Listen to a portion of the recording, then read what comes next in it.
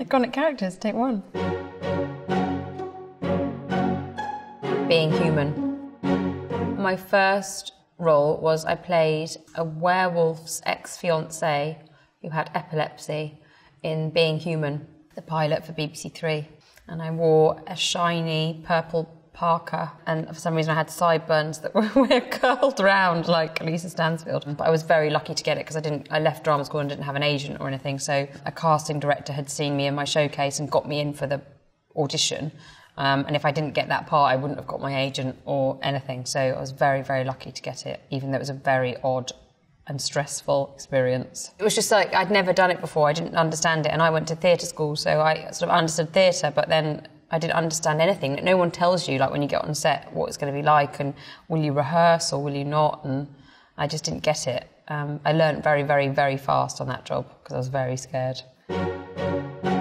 Little Dorrit.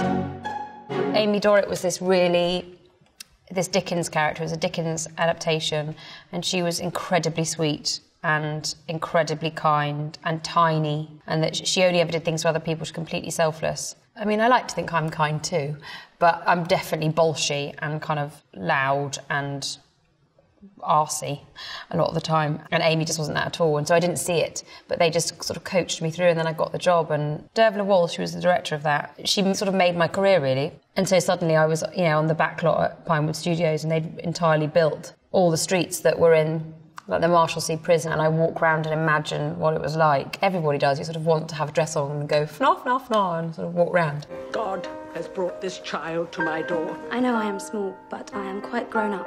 She understood you were a lady? I was sort of the youngest person on set. I was so new.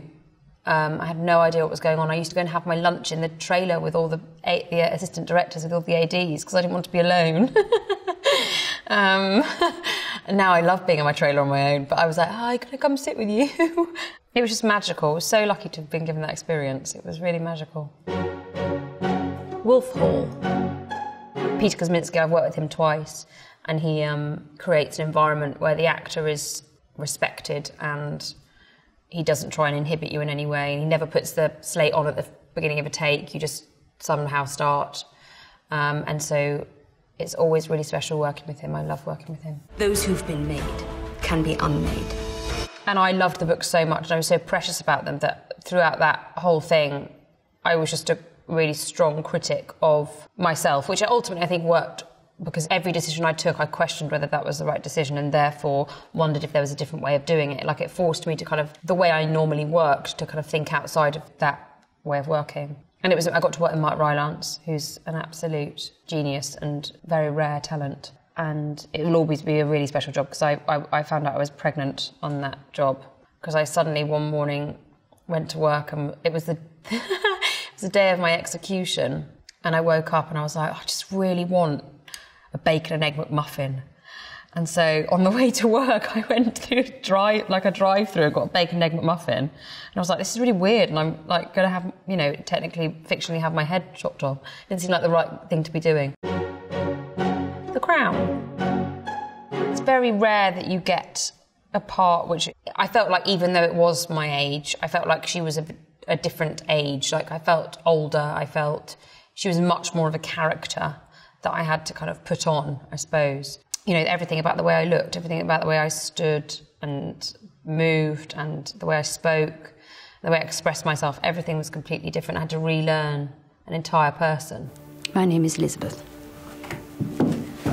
And long live Queen Elizabeth. I made friends for life on that job, so it will always be, so special to me. First Man. Question for you. The new landing. Was it real or was it faked? I mean, Damien Chazelle said something really good, which was how difficult it was to fake it. Yeah. There is no way that it's faked.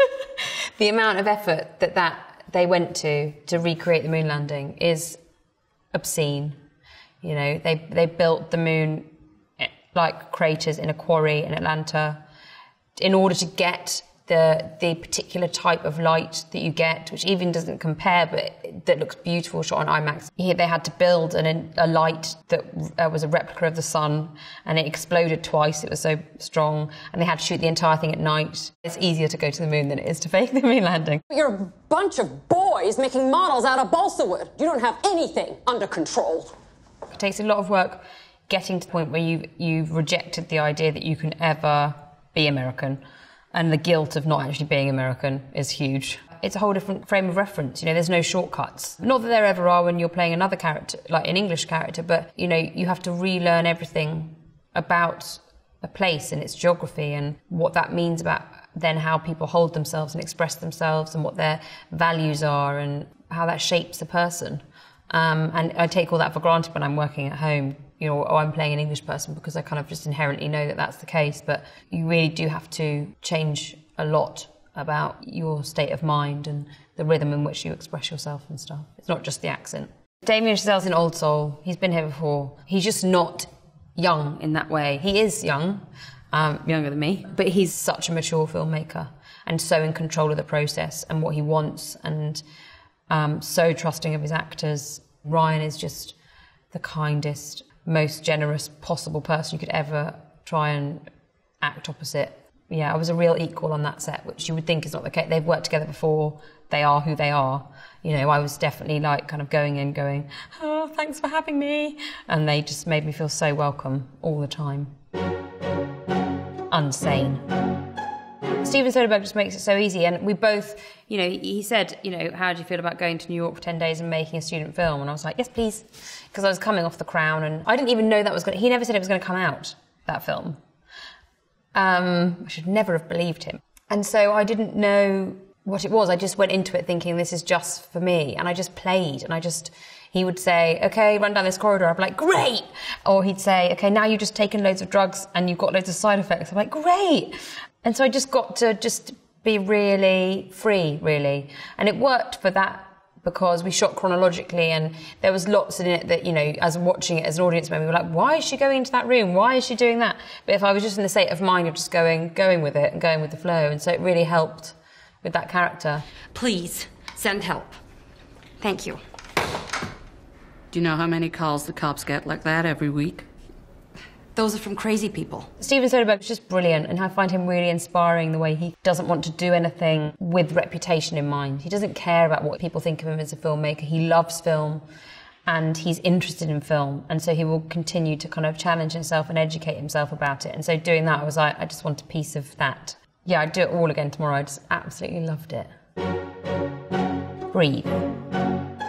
We shot it in 7 weeks and it was completely immersive. I loved working with Andrew and Andy. It was a very, very tender story and the producer was the child of these two people, Diana and Robin Cavendish. So I got to know Diana and I got to know Robin through his son and his wife, and from the beginning it felt really like nothing else I'd ever done. Oh, it's Daddy.